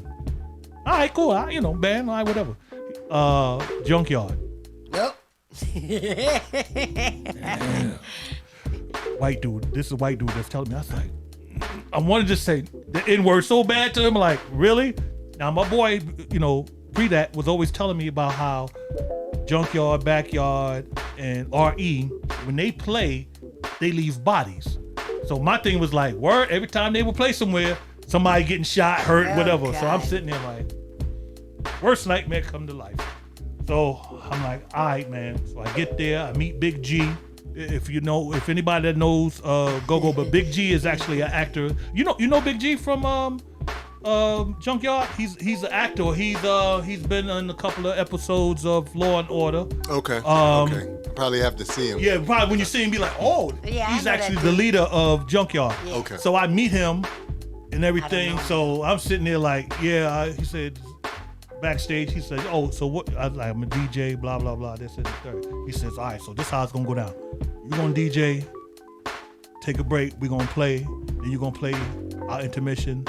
Then we're gonna come back and you can roll out. So I said, all right, cool. So I set up everything. I do my thing. Got the little white kids, Yeah. So he comes, I get off and he claps my hands. He's like, hey, yo, bro. He's like, yo, bro, you ain't from here, are you? I'm sitting there. New York, your New York mentality always with you. Like when people start asking certain questions, you start like, oh man, I got to start. Who am I all first? He goes, I was like, nah, man. I said, why? He said, because you play like you ain't from here. He said, but you did your thing. He said, where you from? I said, New York. He said, yo, you did your thing. I was like, okay, thank you, sir. So they get on and they start rocking. And when I say they start rocking, they have a thing in go-go music called the pocket. Mm-hmm. It's when they just hit this one rhythm, and when they hit it hard. Go-go music. And I was like, I'm sitting there, you know how New Yorkers are. Yeah, exactly. This almost like boom bap for a second. You start getting the neck and the shoulder in it. And I'm talking to his boy backstage. I said, yo, what kind of music is this? He goes, this is go-go. Nah, this ain't go-go. This ain't that shit my boy be playing in the car. But back then, systems weren't what they are today. And I was like, that's what it is. It's because what you hear on tape. It's not the same. And that joint was live. And live, yeah, Mecca. You know that's the one thing about. about like the real thing, baby. Yes, and that's the one thing about music in general. It's funny. I was just talking on a live, I think last night, and I had mentioned that. I said, to your point that you mentioned earlier about the world opening back up, get out. Look, go to the lounges. Familiarize yourself with the local bands in your area. There are so many tremendous artists who may not be again on your radar for various reasons, but they may be at the local lounge in your area. Go check them out. You'll be surprised at not only how great the band is, but how great the vocalists are, and just the atmosphere in general. And how great the experience is. Exactly. And I got a spot they can go to. And that's Wawa's down on okay. Not Club Wawa. No, it's in the Village. Is it it's down off of the Blue Note is here and it's down right, on that It's corner. Wawa. I know Wawa? exactly. I can't remember the name of it, but I know exactly what you're talking about. Nah, Black Pussycat is on this side across the street. That was on Carmine. That's across the from street. the park. But Blue Note on the same side as the Blue Note, right. as you walk down in, the street. it's just down the street on the corner. I know exactly. Cafe Wa. Cafe Wa. Cafe Wa. Yeah, That's what it was. I knew it was something with a Y in it. Yes. Cafe Wa. Yeah, Okay. when you want to hear Great music. and I encourage you. And there's still, there's actually, places in Harlem, there's places in Brooklyn. Oh, yeah. But the point is, get out and allow yourself to get into that energy, because what tends to happen is again, like you said, a different and a great experience. It's not obviously a club atmosphere, so then you don't have to definitively worry about, the energy that goes along with a club atmosphere. And then there's something to be said about hearing people's interpretations of things that you already appreciate. Yeah. Right. The one reason why, again, I love music so much is because everybody's interpretation of something, not that they're always great, but there is an interpretation of it. And sometimes some of those interpretations are like, this is really good. This is smooth. Yeah. I'm gonna have to let's see what you're doing with this here, you brought up Lord Finesse earlier, and I speak to him, when I can, and I always say to him, he does an incredible brunch every Saturday on Twitch. West Wing. Yeah, the West Wing. From yeah, man. Every Saturday. Yes. When I get my phone back. He don't know, but I be tell him, I was like this. I'm like, man, I hate this dude, but I love him. Yeah. And it's 12 here and it's 9 on the West Coast. But what I love about it, to the point that we're making, is the versions of songs that he has that I've never heard. I'd be like, wait a minute. Yeah, you want to talk about somebody sitting there fuming? Exactly. I be sitting there like this. And if it's not that, Mecca, my line, if it's not that, it's his, to what we talked about a little bit earlier about Origins. He will play the original of a song that we are so enamored with now, but he does it in such a cool and interesting way that before you realize, you'd be like, oh, that's where that came from? Wow. Oh, he's I love that. I do that. infamous for I love blasting. that. Yeah, I do that too. I have a he's segment infamous called Originals versus Samples, where I do that as well. But just like I said, but because he's Lord Finesse, everybody gonna send him. They gonna send him. I don't get nothing in the mail, but that's okay. Because that's Lord Finesse. I respect that. Finesse, hook up my brother DMecca. Come on now. But yeah, I listen to him, man, and it's like, damn, bro, wow. I remember that. Like, they don't have. Remember Budweiser Superfest? Yes. Oh, man. Yes. Or the Seagram's Gin concerts that they used to do all the time. Oh my God. DJ Shazam, he comes on. He's on the. Shazam be in there with me. And shout out to my brother Shazam, yes. man, represent. Salute, Shazam. He's actually from New York, but he's out in Maryland right now. But that's my dude right there. Yeah. It's like because of at the time, my ex-wife was in the industry, so DC was her stomping ground. She's from New York, but DC was a stomping ground. But Budweiser Superfest, I think after the third year, I got sick of it because I got tired of listening to the OJs.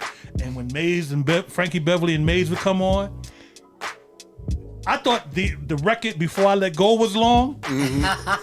Yeah, live. Oh, man, that joint live, I'm sitting there like, yo. But then, once they had Earth, Wind, and Fire come through, and it was like, to me, that's my ultimate band right there. Yes. My second ultimate band is actually Mint Condition. I think if there had to be Earth, Wind, and Fire replacement, I think it would be Mint Condition. Yeah. Wow. Shout out to my dude Stokely, and everything. Shout out to my big brother, my brother-in-law, Big Free from In Touch. I definitely gotta give him a shout out. But the thing is, they don't have concerts like that anymore. One, I understand because those bands for us, they're older now, so they can't. You know, I shout out to Papa Levert. Yes. He can't spin like he used to spin back in the day when they used to do the two-step and turn blow around. note. Can't do that no more. I mean, He can still blow a note. Huh? He can still note. Oh no doubt. You know, he got to get a stool or something, but you know, but they don't have that, and that's what this generation is sort of like missing. They have, yes, you have your little Travis Scott concerts, this, that, and the third. But listen, I can't throw on Travis Scott and trying to get some something from a woman. I can't do that with Travis Scott. Not you with know, the program, sorry. nah, you know. But that's the thing. No, I agree with you. That's the thing about this generation. I feel for them too. You know, it's like, dang, man. I mean, yeah, Chris Brown, he talks about that. Now, you know, I'm records. loving how much he has grown over the years. I mean, I think the best thing that ever happened to him was his baby. But he, to me, is a pinnacle entertainer in that it is so much in him that he just cannot and will not let it go. And I'm glad of that. You know what I mean? But it's not... I think the challenge that the artists today have that the artists of yesterday didn't have is artist development. A lot of these artists are just thrown in the ring and says, go fight, go win, go do. And you don't even know what weapon to use. You know, whereas the old school artists, and I don't like calling them old school, I like saying true school because it was about the true artistry of performance. They were taught how to spin. They were taught how to reach out and get a girl all excited. They was taught how to get the brothers excited by having them participate in a chant. All of these type of techniques that made a performance a show. Yes. You know, instead of a gig. I agree. I think you have that, and I think, you know, the other part of it is, you know, again, what we talked about in terms of the origins and the level of creativity. You know, I kind of always smile about this. When I was in junior high school, I remember we had a band, we had an orchestra, and we had a choir. And, you know, we would do these spring concerts, as they called them back then. And, you know, a little kid, you excited about your little black and white uniform, your white shirt, blue pants, or white shirt, black pants. You know, y'all know what I'm talking about. The official, you know, uniform for your show. And this is junior high for me, so this is early 80s, early to mid 80s. And I remember we would play songs like Hill Street Blues and the theme from Superman. And, you know, that because those were the songs that were popular at the time. Right. But as you learned them, and as, you know, you went to band practice, you finish up your regular classes, you go after school, you're in the band, you're sitting in there learning to play your trumpet part or your timpani drum or whatever. You know, you know, recorder. You know, there was something to be said for it to, you know, what you're saying. I always smile about this, you know, God rest my brother's soul. Like I said, you know, the band and the orchestra and the choir would always try to outdo each other. That was our whole thing. Like, well, we practicing too, so whatever y'all bring into the table, we bring into the table. But I think that, like you said, that's what's missing. When you started something at its very core, there is a level and an appreciation that is so much different than where it is now, because obviously, like I said, these platforms give you access to a broader, you know, world where talent may or may not be what people are, you know, watching you for. They're watching you just because other people said that they're watching you. And I realized that that's another challenge that we're seemingly up against. You know, again, to piggyback on something you said earlier about authenticity and originality sort of making a weird comeback in a quiet way. I am so happy about that. In a quiet way, because we had been, you know, duped into believing all of this, I don't want to say totally fake, but a lot of things that didn't have merit and didn't have a basis. We had bought into, and I'm watching and I'm smiling about it because I'm like, you know, we had to, you know, because, you know, you said you're an A&R, and, you know, we had that whole moment where rap for a while just didn't have lyrics. And this is no disrespect to the artists that, you know, were putting out the music. Again, this the time that's what it was called for. They were the first ones to tell you they were entertainers. No, I got that. But here's my thing. Michael Jackson was an entertainer. Yeah. And he may have used sound effects, but he could blow. Yeah. See, again, the problem that I'm having, I don't want you to, give me one side of the coin. If you're saying that this is the lane you in, then become a student of your craft. Yeah. Right. Don't be on this, I get creating your own lane. I get even making your own lane, because then you don't have to, But the bottom line is, you're also standing on the shoulders of someone else. But here's the thing, and I agree with you wholeheartedly, and that needs to be spoken about more, because there are people that have broken and cleared the pathway through the forest of the music industry for you. But I think one of the things, I feel like the king's new clothes, I don't know if you know that story where, this one king was like all about fashion, and he got duped. He said the hustlers came to him and said, if you don't see this, that means that you don't have style. But they were imaginary clothes. And so now he's going to take his imaginary clothes and go out and show his kingdom that he's wearing imaginary clothes. Mm-hmm. And everybody's like, ooh, ah. But everybody knows that he's in his drawers. It takes a kid that wants to say the truth and says, I don't see them clothes. He's in his drawers. Well, I'm that kid. Some of this music, I'm like, I don't see the musicality. Yes. I see the bag. I see the showmanship. But as far as core talent and authenticity, as far as realness of them expressing themselves, it was put together. It was manufactured. Yes. It's a hustle. Yes. Get your hustle, get your bag, but I can't call it what it is. And that's how, like I said, that's how I see it. So that's why I brought that into the conversation, because as we move forward, I hope that, to something that you asked earlier, that's another part of the picture that we get back together, because the longevity is in the actual originality and the heart that's in it. It's not in the, as she just described, the bag and this and that and the third. Because how many artists have we seen, since the 2000s that you can technically say were one or two hit wonders? And I don't mean that, again, as any knock to them. What I'm saying is their songs don't last the test of time. We came from an era and a generation. Like y'all heard me, Walk Into the Sunshine. Yeah. I don't care who you are. Yeah. You hear that? You're like, I gotta get it. And the funny thing about it is, to me, there were so many songs, again, that, go along those lines. You speak of that song, it's like, whose version you want to hear, Roy Ayers or Mary J's? Yeah, exactly. And that's the thing about the music with these kids. When you was talking about how Lord Finesse does the originals versus the samples, a lot of kids don't understand.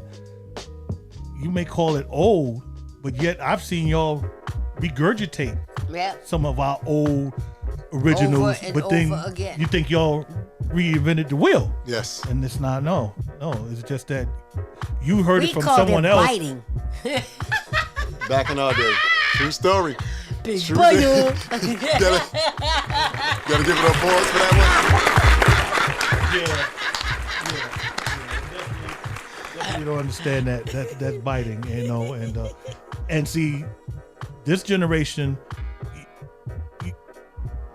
Back in our day, if you was caught biting, I hope you had a hand game, because we were gonna step to you wherever you were. If you was in the middle of a club DJing or whatever performing, we was like, hey yo, it's either you gonna come out them pockets or you gonna have to put up some hands. And that so but today's the thing about biting, man. We got a caller.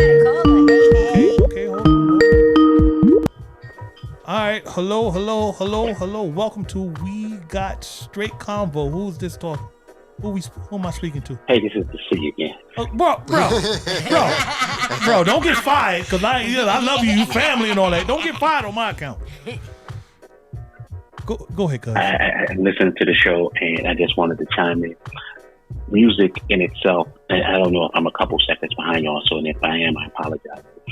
Music is cyclical, because if we go back to when we was kids, I grew up when hip hop was growing up, so I was in the hip hop and everything, and our parents, so they don't understand that rumble jumble stuff and this, that, and the other. We are now those parents who don't understand a lot of this new stuff. Now with that said, I honestly can't stand most of it, but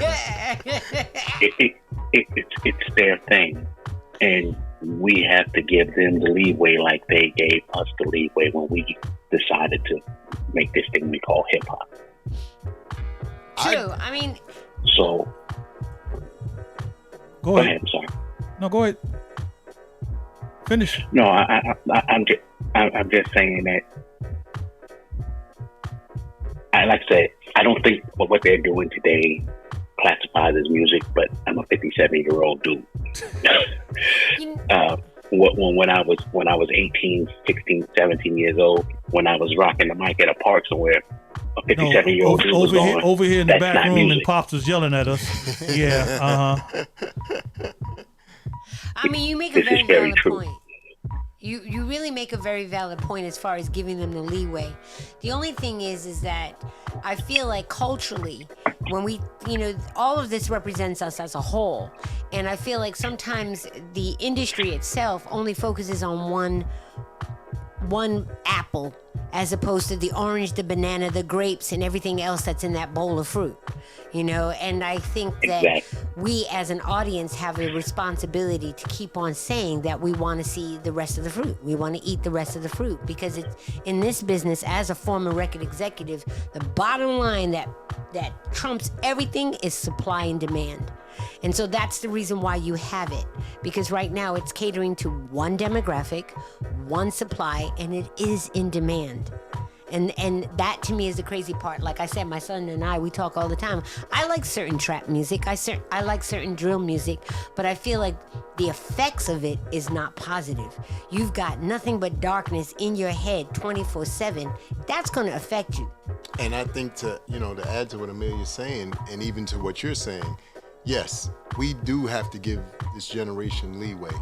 But the difference and you said you're 57, I'm 53. Difference in our, as Amir alluded to, we had a plethora of things. We just didn't have one thing. You had Public Enemy, and you could still listen to Coogee rap. Mm-hmm. You had, the Jungle Brothers, and you could still listen to NWA.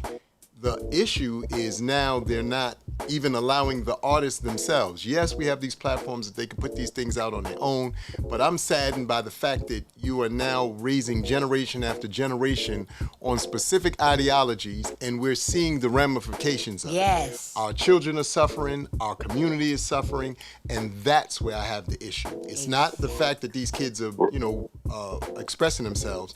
It's the fact that we don't have broader information so that these kids can make better decisions as to what, again, as I said a little bit earlier in the discussion, they're ingesting into their bodies. Because whether we believe this or not, your subconscious mind is the most powerful part of your entire being. Yep. And if you're not programming it with the proper stuff, then the outcomes that you're getting are based off of what you're programming it with. And we got to do a better job of asking them to give us broader spectrums. Right, and I agree with you 100%. What my statement wasn't dealing with the content. That's a whole nother conversation in itself. The content of what they're saying is totally different than they're expressing their music. The content itself, that's a main reason I don't like it. I don't like when we was kids, and I hate keep saying we was kids. Yeah. Well, as an MC, you was braggadocious, but you didn't talk about killing anybody. Right. You didn't talk about degrading women. You didn't talk about people's mothers, and because all of us have mothers, sisters, aunts. Yeah, exactly. And they make it seem as if the female is less than. And back to what you said, it's what's fed in you. And I'm a very spiritual person. So if you listen to it and you let that get on your spirit, you know nothing else. Yeah, that's what you're going to end up projecting once you get once the radio cuts off. But that's all you know. I do have an interesting statistic to share with everybody. Oh, here we go again. There we go. I tell you, like Rain Girl. Rain Girl. We got Amelia Facts. Miss Snapples. Miss Snapple here. Amelia Facts. That's my new nickname. Amelia Facts. Okay. Yeah, I got. You in trouble now. There's a new generation. They're calling them the Zoomers, and they're kind of reflecting our generation, which is the Boomers. And that's the reason why it's Generation Z. It's 10 to like 25. And they are actually sick and tired of being sick and tired. And they're the ones that's pushing this new paradigm shift. They're the ones that, if it's not social responsibility, if it doesn't have purpose, if it doesn't have a message, they're shying away from it. And so there is hope. That's all I'm going to say. There is hope. And I'm, again, always looking at the stats. Those numbers of this musical format is beginning to die. It's beginning to die. I heard someone say That's probably the best news I've heard all day. I heard someone say in the interview that our generation, we rapped about selling the drugs. They're talking about nowadays using those same drugs. Yes. Yeah. And that I found that like crazy, like wow, I never even thought about that. That So Molly then- record drove me crazy for a minute. Yeah, and it was like, It's like, I started to think about it. I was like, and I started looking at like my crates. I'm sitting there like, oh snap! You know, you listen to Cool G rap. really- He's talking about selling and hustling. Yeah. These kids now talking about shooting up, smacking it up and all that. And I was like, And partly it's because of their experience. If you look at our 20 plus, like 27 to like 42. Excuse me for 1 second. Yeah. Hey, I didn't want to monopolize the show. I was just listening to what you said. I wanted to say something, so I'm gonna get off the line. Luckily, Appreciate you y'all taking my time. Nah, you was great. Thank and, you. do your thing. Yeah, thanks. Bye. One love, brother. Thank you. Thank you. I'll tell Ma across the street. His mom's actually lives across the street, so that's my cousin. So yeah, okay. But it is changing, and we have to start nurturing that. And part of that is going back to the musicality that you spoke about. They are picking up instruments. Yep. We down to the 5-minute line. Okay, I yeah. really We enjoyed talking to you. You know, This was straight convo. yeah, definitely straight call. This is great for our first episode, man. You know, I just want to thank you guys so much. I told you, the one thing that I'm always, in tune with and in line for is this kind of, dialogue. We don't, I think, have it enough, again, on a broader scale. I'm not saying in smaller pockets, but on a broader scale. And I think that shows such as this and moments such as this will hopefully put us in spaces where we'll now be able to have these kinds of conversations, because based off the chat, based off of call-ins, people want to have this kind of dialogue, and we need it, Thank you. High five, bro. yes. Ew, mission accomplished. That's what's up, man. So once again, if you ain't doing nothing, if you're in the New York City, if you're in the BX this weekend, man, check out my man Amir Sealy at the Dugout, across the street from Yankee Stadium. Because I don't know the address, I just know how to get there. 888 River Avenue. There you go. The show time is, I think, 9 p.m. 9 p.m. That's right. Sure. So, come on out. Do what we normally do, CPT, because we ain't never gonna change that. Exactly, Mundo. No, we need to. Right. So. But come on out, enjoy yourself. And Oh my goodness. You got 2 minutes, Yeah, man. you got 2 minutes. Oh, okay. I love it though. It's hot. yes. Salute to Hello. the DJ We got straight convo. Who is this? You know who this is. This is your brother, Which one? Musa. Oh Lord. I know you're about to go up there. Shout out to my brother DJ Musa, man. Definitely another brother who always talks about old school. I guess if we ever get him on the show, it's gonna be 3 hours. So I already know. Yikes. Yeah, but shout out to you, brother. And happy birthday or something? Isn't that coming up? You know the party's tonight, fool. Yeah, no, I saw the flyer. I know it's in Brooklyn. Bump F Egypt. Yeah, okay. What's good, man? It's so good. Listen, I just caught the back end of the show, and I'm telling you, I'm loving it. I'm loving it. I'm glad they got some people up there that really know what this is all about. Well, thank you. Thank you, appreciate man. that. Respect. Yes. Yeah. Spread the word. Tell a Yeah. person to tell a person.